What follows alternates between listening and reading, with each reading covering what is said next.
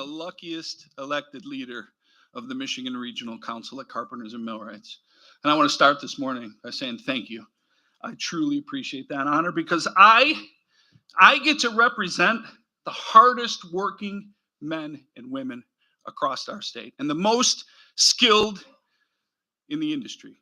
In the skilled trades, you are the golden level. So thank you so much for that honor, and thank you for taking time away from your classes, apprenticeship. We know how important that is, and we'll celebrate it. Thank you for taking time away from your work or any other way that you enjoy spending the time in your retirement that you've earned. And listen, I know, right? I spend time with you all the time. Floor layers and carpenters and millwrights. You don't want to sit in that chair and you don't want to be talked to. So I promise we're going to keep it moving. And I'm going to kick things off this morning. I'm going to be joined on stage by some of our most valued partners in Congress, dedicated public servants who have time and time again stood beside our sides and fought for the rights and interests of working people. So please help me welcome the congressman that representing the very district that we're standing in, Shri Tanadar.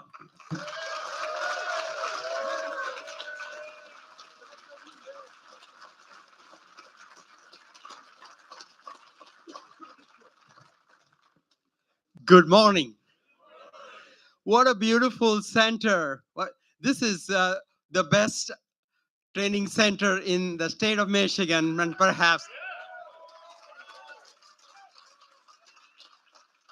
state of the art. You built it.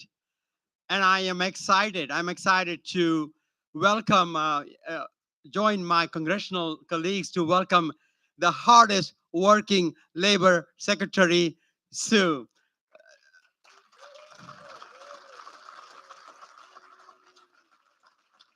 Who represents the best president we ever had for labor, President Joe Biden and Harris.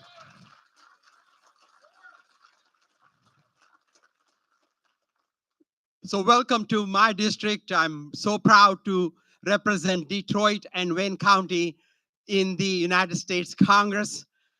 I'm going to be short. We only have a few minutes to talk, but next Congress, our priority is to get PRO Act passed and signed by the President of the United States.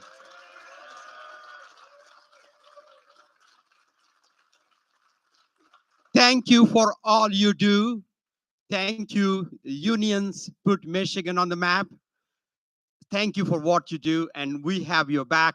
We'll make sure our workers get the fair wages, best working conditions, and when they retire in dignity. Thank you so much.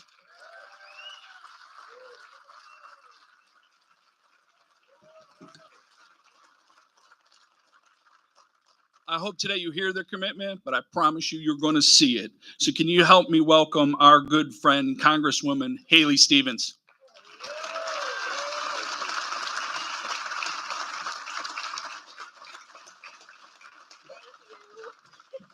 Running across the stage. Good morning, Carpenters and Millwrights. I'm just here today to let you all know we love you. We love who you are, what you do, what you contribute to our economy, what you contribute to society, and how well you do it. We are standing, and some of you are obviously sitting here in a world-class training center. This is remarkable to have the chance to be together. I want to let you know I've got your back in the halls of Congress. I serve on the Education and Labor Committee. You know, we're fighting for prevailing wage. We're fighting to get the PRO Act done. We're working. We're working for all of you. So, good morning, my friends at the Carpenters Union. Let's get this done. Cheers. Thank you, Congresswoman. And listen, it is my pleasure to introduce what I know to be one of the hardest congresswomen in office. And I know that she has been someone who has long stood beside us and fought for the rights of working people. Please help me welcome Debbie Dingell.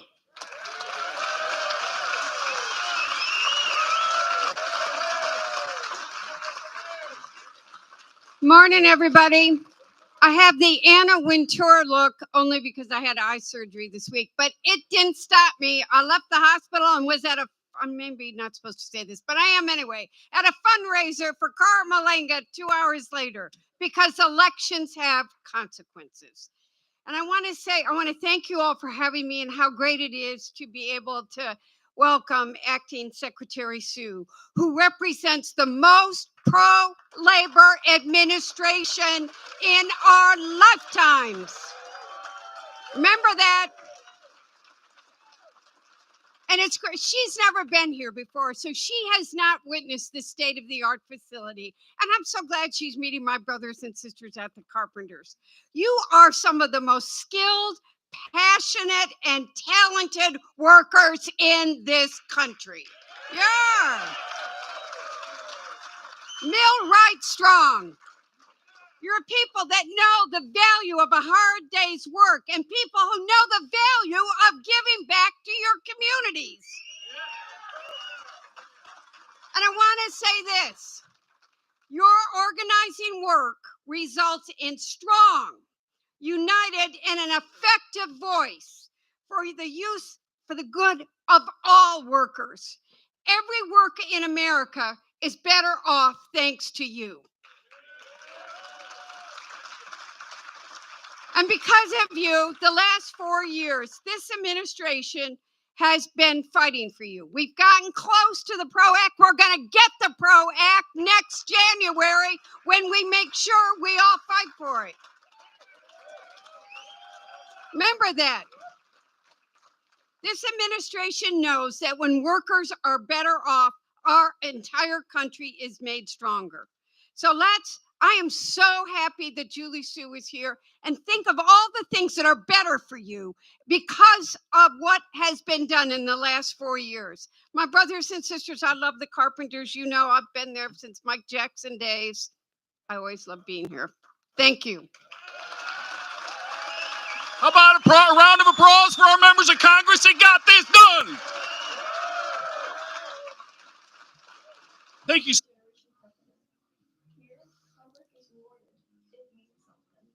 My dad used to show me all the buildings in my road. I can't wait to do the same for my kids. We earn good wages, we have benefits, but we don't take anything for granted. The training is rigorous. We take what we do seriously, and we are proud of it. There isn't a job in America we can't do right. I have 4 kids now. I am so proud to be able to show them how hard work is done. How the work I am doing is not just providing for my family today, but will keep providing for them after I retire. I think a lot about my kids and the next generation coming after me. Nothing is promised. We took a hit after 2008. We all had to make sacrifices. Our kids was facing cuts. Job sites had closed up. It could have just changed everything. Your pension is not given to you, it is earned. Over 30 years of hard work, we've delivered one of the best work products of anyone in the trades. So when forces outside of our control gambled with our future and threatened the pension we've been promised, yeah, it was tough. We all saw who we put in charge matters now more than ever. In 2008, Wall Street and corporate greed destroyed the markets. Banks got their bailouts. Working people were left behind. Job sites across the country closed. Good work dried up. The future of the trades for this generation and the next was in question. Over the years, pension plans for unions everywhere became unstable. Some retirees' benefits were slashed, and everyone had to make sacrifices to keep the plans afloat. And without a change, many pension funds were facing collapse. So what did we do? Our brothers and sisters, our unions, all over the country, we band together as one. We organize. Making calls, writing letters. To get the help we needed to restore What we deserved. To challenge Washington politicians. If they can stand up for Wall Street, Could they do the same for working people? But our calls went unanswered. Our letters were sent with no response. And then one night, we watched as the president shut off the switchboard at the White House. To silence our voices. Folks, they shut the switchboard off. I guess we're done today, but we're back at it tomorrow. while another candidate heard her calls, And promised to stand up for working people. and I'll fight to protect pensions, including fixing multi-employer pensions so that many union women and men in Ohio, Michigan, Pennsylvania, Wisconsin, Iowa, Minnesota, Delaware, all across this country are able to keep what they earned and deserve. I'll fight for American jobs with the dignity of work and make the wealthy and corporations begin to pay their fair share. Hey, my man, how you doing? Listen, Brian, we ain't seen you in so long. How you been? Yeah. Man, we missed you around. I live in Cincinnati, in the Southwest Ohio pension plan. My pension got cut. I remember I went to a meeting where they informed us about what was going on with our pension got cut. A couple hundred people in the hall. The woman who was a widow and drawing her husband's pension, she was standing up crying, asking how come they're going to suspend her or cut her pension. I know how that lady feels you talking about her. Man, I was just thinking, I put in all these years. Oh, you know how that's going to be? I probably have to work the rest of my life. I just couldn't even imagine that. When you first came to me and asked for me to help you out with pushing the envelopes to Washington, I wasn't a big political guy. I don't pay no attention. I felt like this is something that can possibly change and I'm gonna be a part of it. Well, look at the change it made. It lets me know that, we all fight the same struggle and we don't stand alone, man. I'm proud of being a carpenter. It gave me dignity. It let me know I was more than just a person walking around on this earth. I guess what they say make me really feel like an American. You know what I'm saying? Union is just a family. We're all a family together. No matter what state we're in, we're all kind of connected because we all worry about the same things. We want to provide the best. We just want to give our kids the best. I'm just real proud that I can right now. Yeah, you're confident. I am confident. When I graduated high school, I really didn't know what I was gonna do in my life. And I just had a kid and I was like, man, I can't afford to go to college. I can't afford to not come home and make sure I could provide for him and give him the stuff he needed. And then I wanted something that can take me a long way, something that nobody can take away. And when I got into this union, thinking about where I came from, I'm proud to be a part of this organization because it changed me. It changed the way I think. It changed the way how I look at life. It mentors me. I have brothers and sisters to talk to. I don't feel alone. Honestly, what brings me the most pride is working hard every day and just being a part of something. I know that I can go to you guys and I can count on you to help me when I'm in need. And as long as we stick together, we can accomplish almost anything. Thank you, man, to all y'all. Yeah, because if it wasn't for y'all as a team player, and if we didn't stand up to the bullies and the people that try to push us around, we wouldn't have made it. We want to let them know that our family comes first. And we want to make sure Dave and all the guys that led the way for us to pay, to make sure the pensions get taken care of and that we get where we need to be. I thank all y'all guys, man. I love you. Thank you.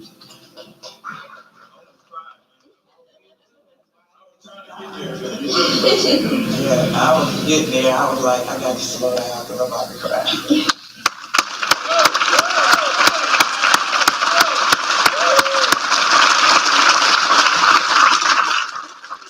But just like the men and women in that video and just like our members of Congress, stand up. Floor layers, where are you? Stand up.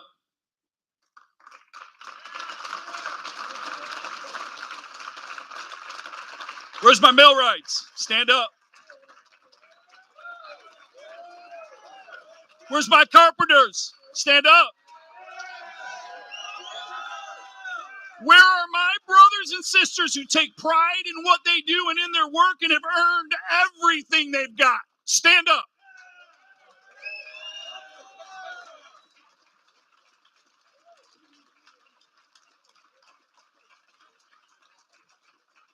And take a good look around. Today, there's 250 or so of us in this room, but across our state, there's over 14,000 of the hardest working, most skilled men and women that are in our union. And they're proud, every one of them proud to be in our United Brotherhood of Carpenters. 14,000 who joined together, stood up, and fought for core carpenter issues. Stood for the right to organize. Stood for the right to bargain for the things that we deserve, for the wealth that we create with our skill, with our hands, and with our hard work. Better wages, health care when you need it, safe job sites, because as much as you love doing what you're doing, it's really important to go home safely at the end of the day. Really important. The most important. Highly quality apprenticeship programs and journeyman upgrade training, right? So that we can hone our skills and we can make a career meeting the needs of our industries and our communities, and to fight for investments in infrastructure. And in this state, manufacturing and housing, all the things that create opportunities for us to do what we love. And that's to build the buildings that we live in and that we work in.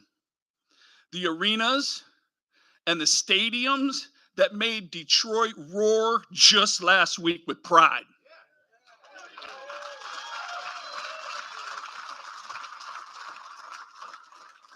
The bridges that connect our communities, and the bridge just down the highway that now connects Detroit to Canada. And more than structures, we fight for the opportunity to build people, to build each other up, to build better lives for ourselves, for our families, and for our communities. And when the work is done, and when our bodies grow tired, and after we've left our mark, we fight to secure retirement. And let me tell you, this is a really good time to be in the skilled trades, right? With the investment that together we've made in training and with a strong economy supported by this administration, Biden-Harris, our ranks have grown by more than 1,000 working men and women in the last 18 months.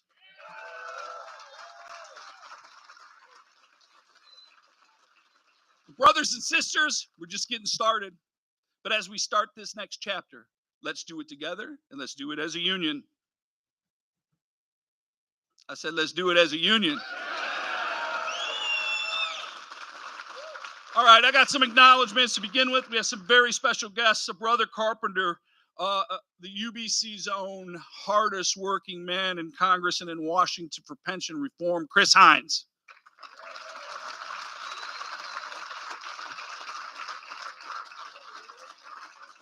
Our UBC Chief of Staff, Anthony Pena. Carpenters International Training Fund Executive Director, Bob Jacobson. Our very own Midwest District Vice President, Mike Kwiatkowski. UBC General Vice President, Tom Flynn.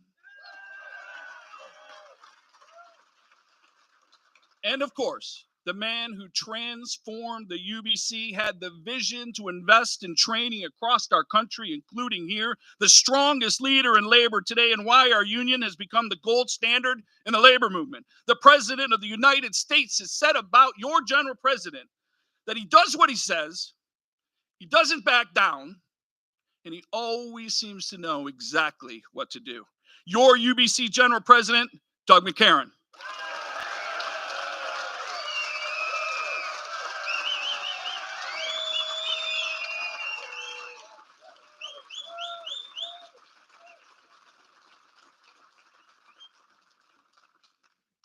And let's not forget all of you, because all of you are the men and women that made today happen.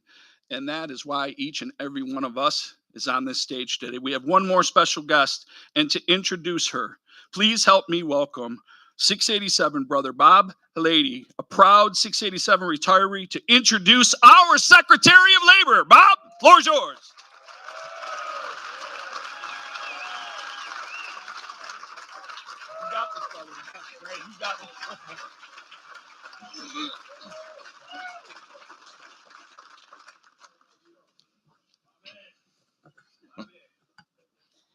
Thank you, Brother Tom.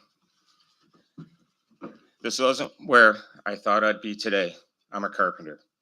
Take it to the bank. I'd rather have a hammer in my hand than a microphone in front of my face. I joined up in 1988 and spent the first 28 years building auto shows with George B. Johnson. Met a bunch of great guys and worked a ton of hours. As the economy changed, I stayed active in my union meetings, making connections, networking, and found work between auto shows. I even helped build the Little Caesars Arena. It's great job to be on. Along the way, I got married, had 2 beautiful kids, and now 3 grandkids. I did it like all you, the right way. And then the banks blew up. Wall Street collapsed, and the housing market almost killed the auto industry. Sure, the banks got their bailout. I'm grateful for the auto industry got their loans because this town, this state, this union would look very different without the big 3. But none of that helped our pension. When the market and economy tanked, our pension fund began its fall, from full funding to critical and declining. I remember when we had to file for MEFRA application. We had to ask the government for pension cuts and our own benefits up to 16%. I remember when President Trump's administration told us we weren't sacrificing enough. We had to give up relief and sacrifice even more. Man, that was a stressful time. I know many of you in this room felt it. In the middle of that, I retired. But I made the decision to keep on working because of all the uncertainty and stress. Would my pension, the benefits I earned, be cut? Would it be enough to meet my needs? I'm going to have to work until I'm 100 or drop dead. All those questions have been swollen because I remember something else. I remember that I'm a proud union. I'm part of a union, that we stand up for ourselves and each other. I remember how we came together, like Brother Tom said, we fight for what we earned. I remember attending meetings and making phone calls to Congress and the White House to help what we needed to deserve. I remember when President Trump shut off the phones. I remember when President Biden was elected, when we fought for us to make pension relief a part of our American Rescue Plan. I remember when Vice President Harris made the deciding vote to pass it.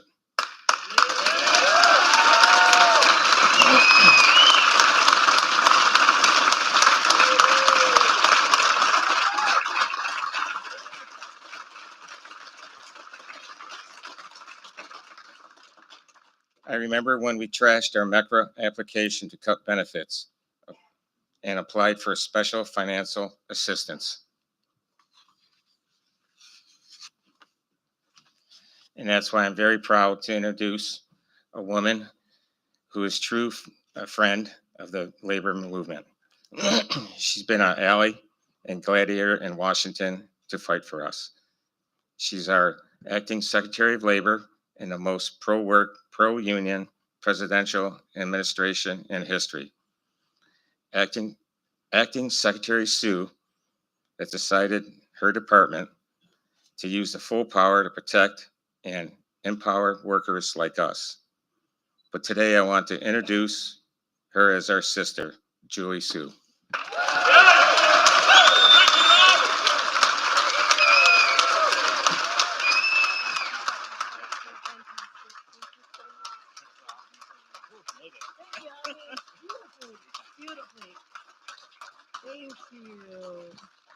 Thank you all so much.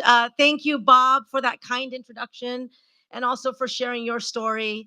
I want to, of course, thank my friend and brother, President Doug McCarron, for your extraordinary leadership, for demonstrating what is possible. To Vice President Tom Flynn, again, this administration stands with you, stands with unions like no administration before, and your very strong leadership of UBC and our partnership with you has shown that we can remake the country and the world with working people at its center.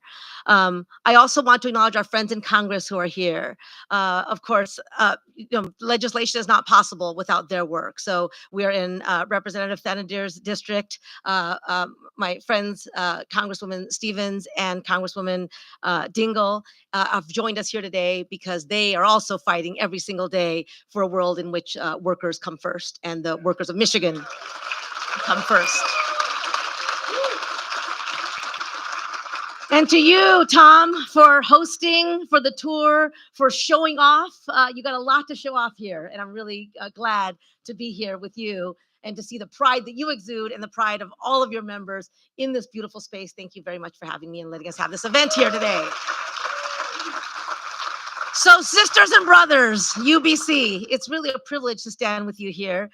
Today, we celebrate a win not just for the Detroit Carpenters Pension Fund, but for every carpenter, millwright, floor layer, past, present, and future, because we are talking not just about what's happened before. We're talking about not just what we're here to do today, but we are talking about securing the future for you and your families for generations to come.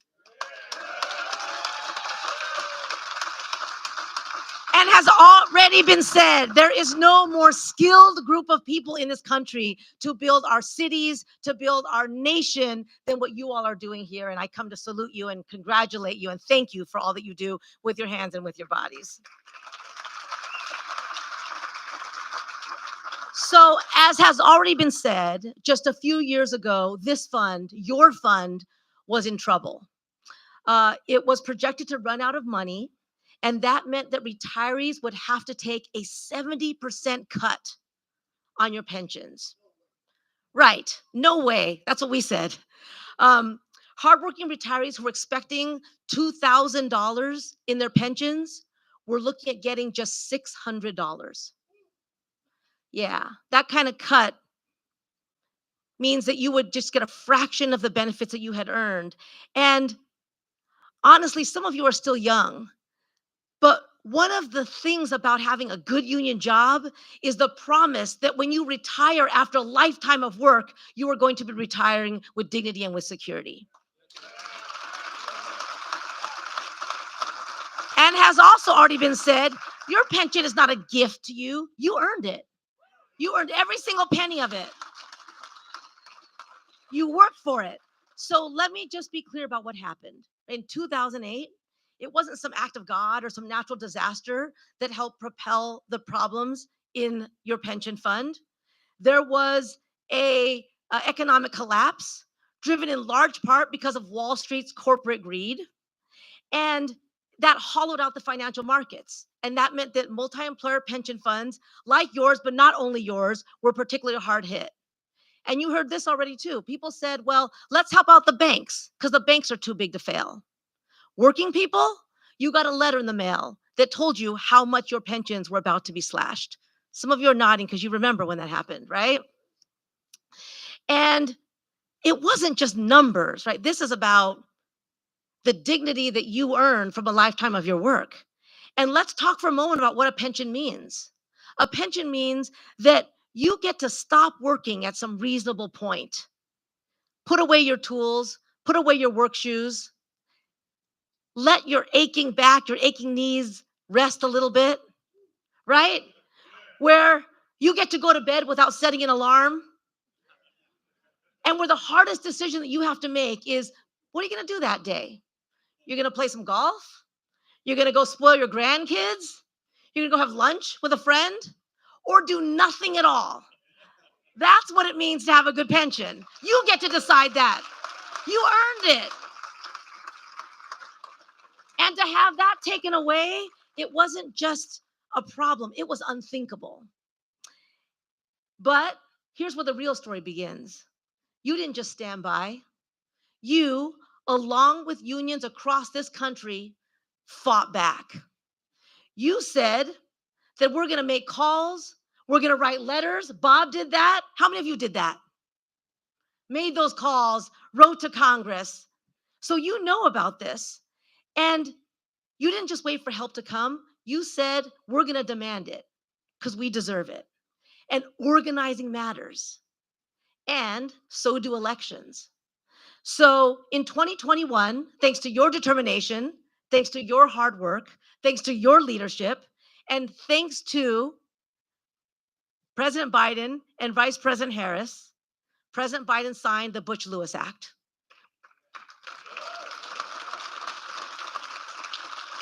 And today, I am very proud to stand alongside you, brothers and sisters, to announce $635 million going to the Detroit Carpenters Pension Fund.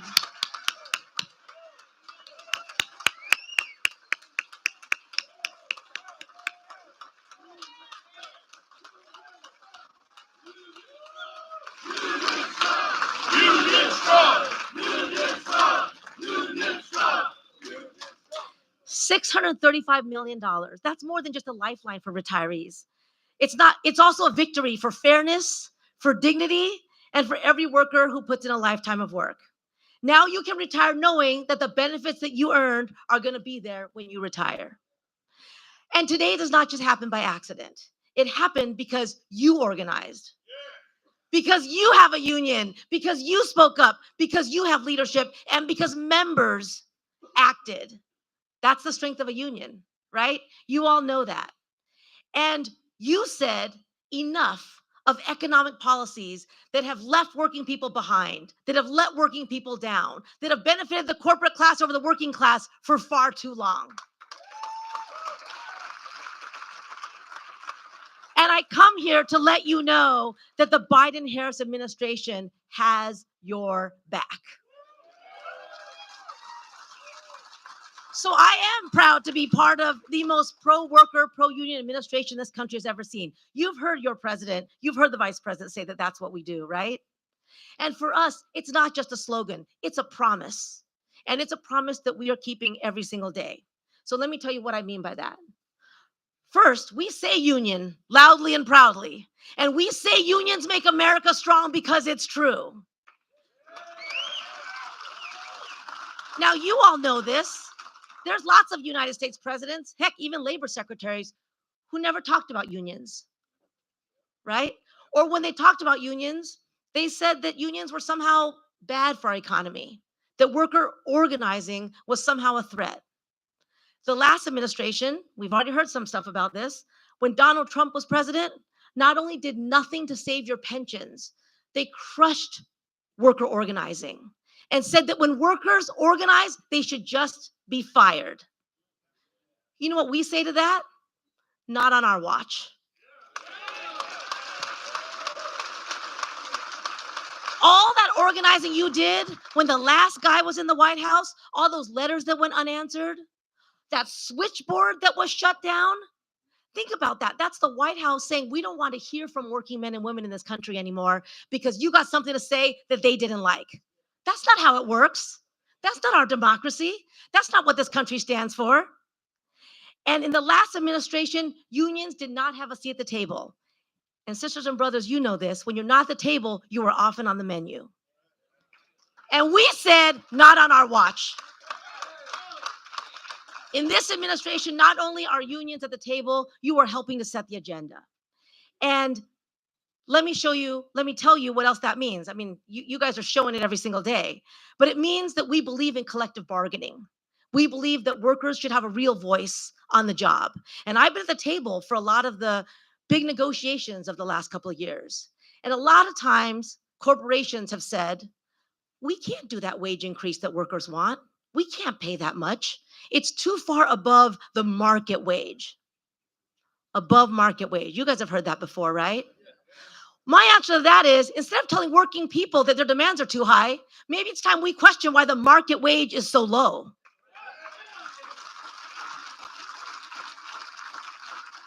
And you all, UBC, unions, you help to redefine, reset, and lift up that market wage every single day. In fact, in construction, we even have a name for it, don't we? It's called the prevailing wage. And I was so proud to stand with our Vice President Kamala Harris at the beginning of this administration to announce the first update to prevailing wages in 40 years. And that meant a raise for 1 million construction workers and even more workers as more projects break ground. Let's talk a little bit about some of those projects. So the last administration under Donald Trump, I know you'll all remember this, promised an infrastructure week that never materialized. It's become a punchline. Now, I know in this room, I don't have to say this, but I'm gonna say it out loud. Anyone who thinks that a week is enough for infrastructure doesn't know a thing about infrastructure. So we're investing in an infrastructure decade. And you all, UBC, you are building it. You are making it happen every single day out on projects all across the country and especially in this state. The Soo Locks project. Soon, Detroit's I-375 freeway will be built by UBC members. And that's all thanks to billions of dollars in the president's Investing in America agenda, including $2 billion for the Detroit metro area alone, because leadership matters. Now, we've also expanded the use of project labor agreements. You all know that matters, because you know, and I know, that when you want a job done right, you want a union worker to do it. The last administration also created fake apprenticeship programs. You remember that, right? Apprenticeship programs that were meant to replace union apprenticeships. You know what we said to that? Not on our watch. We banned such fake programs. We shored up union apprenticeship programs, and we put record funding into those programs. And today, your membership is booming. It's already been said, right? Over 1,000 UBC members now working across this great state, doing the work of building our communities and building our country with new apprenticeship programs right here in Michigan.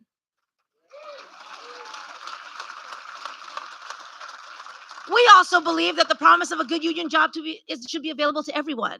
And that's why we support the good work you all are doing right here at UBC with your Sisters in the Brotherhood program. Right? You have done such incredible work on that, bringing more women into the union and building long-lasting relationships with important partners like Women in Skilled Trades and building women warriors. And as I got to see today, you've launched MRCC's very first women-only pre-apprenticeship program, which is the first step to creating more apprentices in the Carpenters Union. And we know it's programs like that that help women just get a fair shot, because this union knows, as I do, that when women are given a fair shot, there's nothing that we can't do. What else does it mean to be the most pro-worker, pro-union administration standing alongside UBC?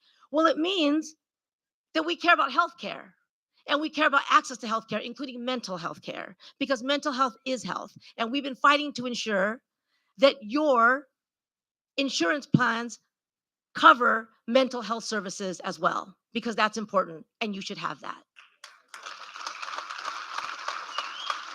And we're also fighting to make sure that reproductive health care remains real, right? For your families, for your daughters, for all of the women in this country who should get to decide what happens to our bodies. You know that there are people in this country who want to take away that right too, who've already worked on that, right? What do we say to that? Not on our watch. Let me just say one thing about enforcement. So you all know this. Too many employers have decided that it's cheaper to break the law. The chance of getting caught are slim, and the consequences, even if they are caught, are minimal, right? We compete against those guys all the time. What do we say to that? Not on our watch. Hell no, not on our watch. We treat wage theft as a crime because it is. Stealing wages from the pockets of hardworking men and women. And one way that wage theft happens is through misclassification. The Carpenters know this well too, right? Calling an employee an independent contractor to strip away a century of worker protections, to strip away the right to join a union, to undermine union contractors. Well, the Trump administration made it easier to call someone an independent contractor. We've made it harder. And we are cracking down on that in workplaces all across this country.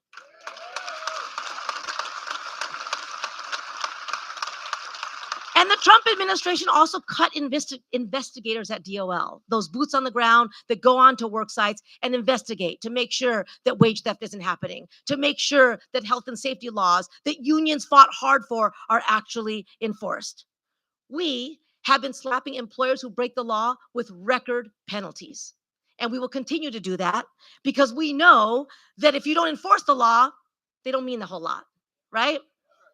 And we see you, unions, as partners, not obstacles in our investigations. In fact, we believe that so much that we literally passed a rule called the walk-around rule, which allows union representatives to walk around with OSHA when we do our investigations.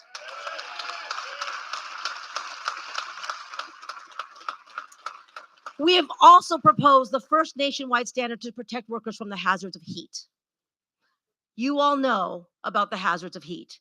You know that when you are working in extreme heat to frame walls and structures, to lay foundation for concrete, to install exterior siding, to do a whole bunch of the important things you do out there, and no worker should faint, go to the hospital, or die on the job because of heat.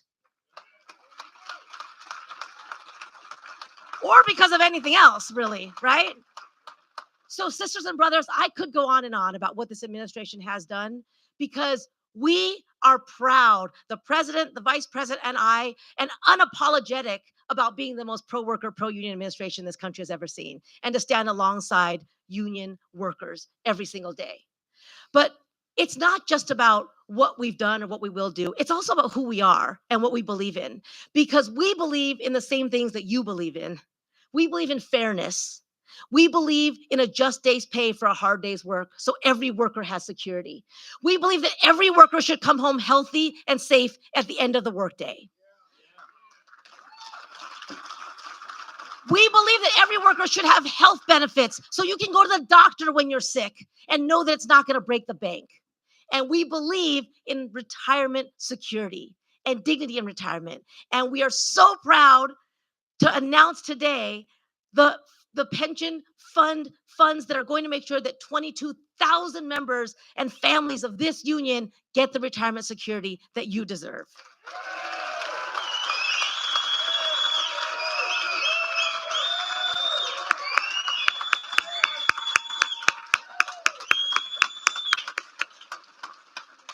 So we believe in Union Strong. We believe in real opportunities for all communities. We believe in what you are doing here. We believe that there is no room for racism and sexism in our workplaces or in our communities because every worker gets a chance to do a good job. And all of this happens because unions are strong. It happens when unions are strong. And so as we celebrate today's announcement, I just want to close by thanking all of you for what you have done and what you do every single day out there. In addition to your pension fund, what this has allowed us to do is save pensions for 1.2 million working people across the country.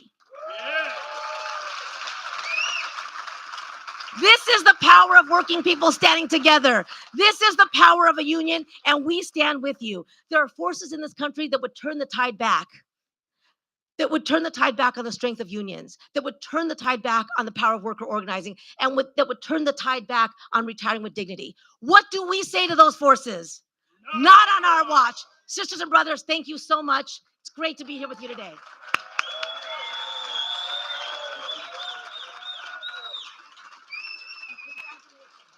You earned it. You earned it. You earned it.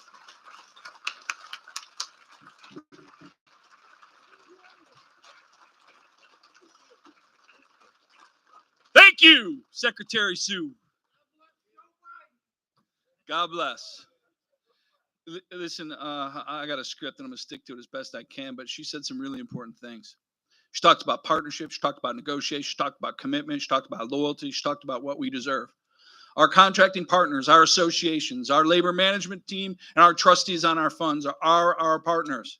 And they need our help to make sure we put people in office that give them the opportunity to fight for these jobs, fix payroll fraud, keep people working safe, and give them the opportunity to remain profitable so that we can prosper together. So here's a thanks to our contracting partner and associations.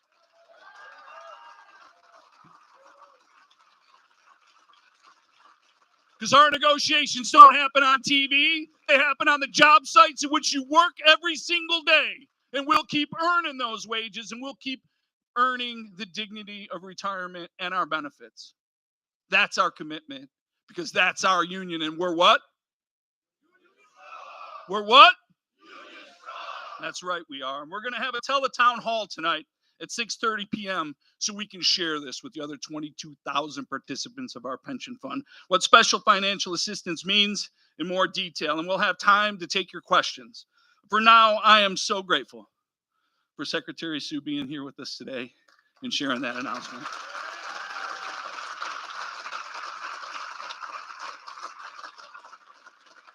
And for President Biden, who made pension relief a priority.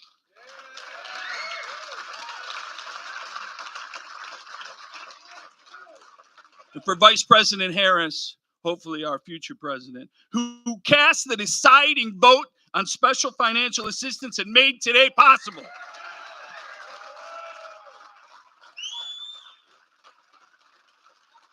And I'm grateful. I'm grateful for everyone in this room, or out in the field, or at home enjoying their retirement, for the work that you did to make today real. So to bring it home for us today, I need you to help me give a really warm MRCC welcome to our visionary labor leader, our general president of the United Brotherhood of Carpenters, the strongest union in the labor movement today, Douglas J. McCarran.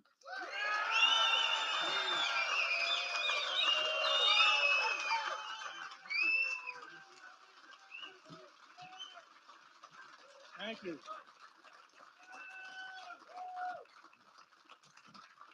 Let's hear it for EST. He's doing a great job here. Great man. And I just hope everybody in here understands how much money $635 million is to the families of carpenters. And Secretary Sue, she has spent her whole career defending working people, protecting our jobs, and fighting for our families. Thank you so much. A big thank you. That's a standing ovation. Thank you so much.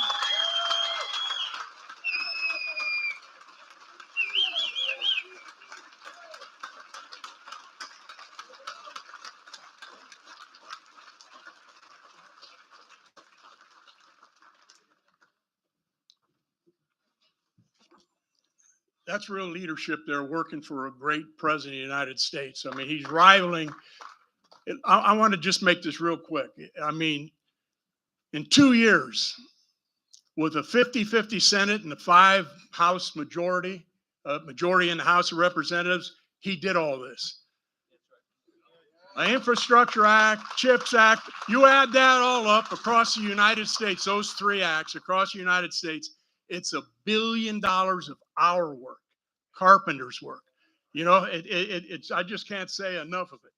Now, this room right here, everyone in here is a labor leader. You are a labor leader. You did the job. You emailed, you sent letters, and we got this job done. I want to thank the Congress people over here for doing their job. Everybody in this room, you really led a revolution for your own pensions. When you think about that, this comes right down to knit and grit with our families, doesn't it really? Yeah. You all remember the Great Recession. Wall Street got a bailout. The banks got a bailout, and workers got screwed. All right. But the carpenters in this union stood together and said, not today. It took us more time to get it done. But we did the phone calls. We did everything it took to get this done. And look, we are the United Brotherhood of Carpenters of America.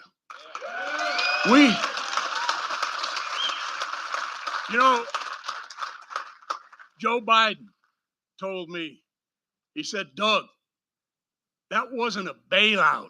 That was justice.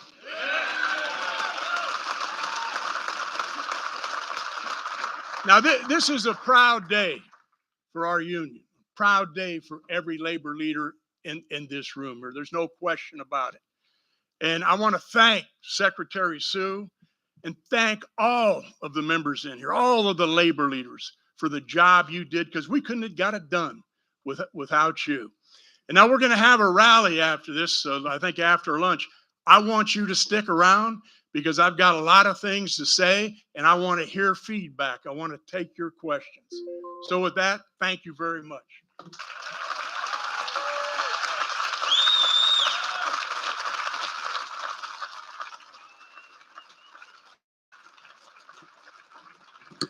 Hey, Steve, I need some paper words for my announcements. Somehow, as a carpenter, I have lost my place in technology. Help me out. Listen, today is a really great day. It's something we all should be proud of. And I want to thank the men and women that made it happen. And we've got a lot to do today. And we're going to have that rally, as he said, but it's a couple of things that we need to happen. We're going to set up for some quick lunch in here, so please don't leave. The general president, we're so lucky. The general president and vice president are going to stay. So if you've ever been to a 300 hitter or a third-year apprentice program or want to see what the UBC is doing in leadership today, you need to stick around from lunch and hear from our elected national leaders at the UBC on what kind of work we're doing and hear about how important the work that you've already done is and the impact it will have on our country. And listen, there's some press in this room today, and I know that they're going to want to get some pictures and conversations with our distinguished guests. I would ask all of our speakers to join me on stage, and I'm going to take a couple quick pictures. And then that news and press gaggle will kind of happen to your right and my left up here in this corner, so we'll make them available to you. The rest of us, take a break, get a water, don't go anywhere. We're going to serve lunch.